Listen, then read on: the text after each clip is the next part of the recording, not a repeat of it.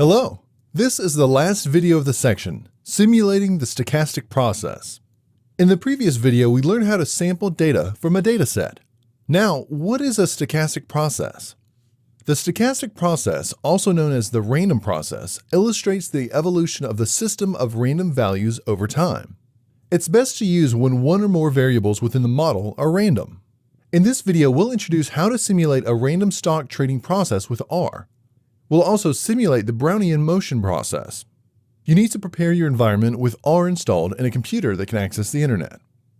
You should complete the steps in the previous video and have quantmod or DJI data loaded in an R session. So, this is the code for the simulation. First, subset the 2014 data from the Dow Jones Industrial Average Index. You can see the output here.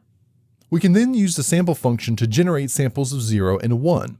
We use a function randIDX.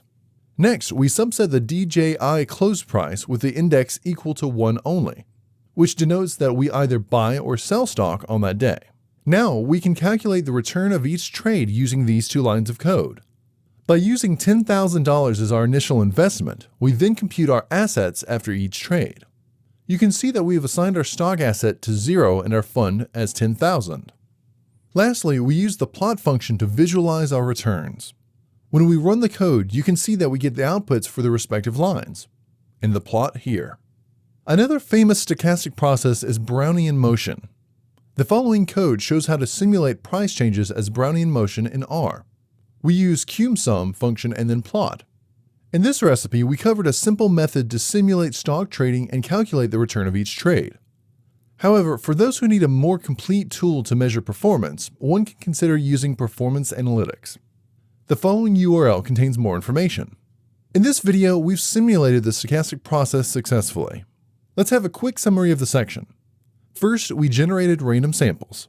Then we understood uniform distributions. Following that, we generated binomial and Poisson random variates.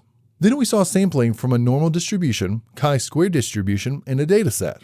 Lastly, we understood students' t-distribution and simulated the stochastic process. In the next section, we'll learn about statistical inference in R.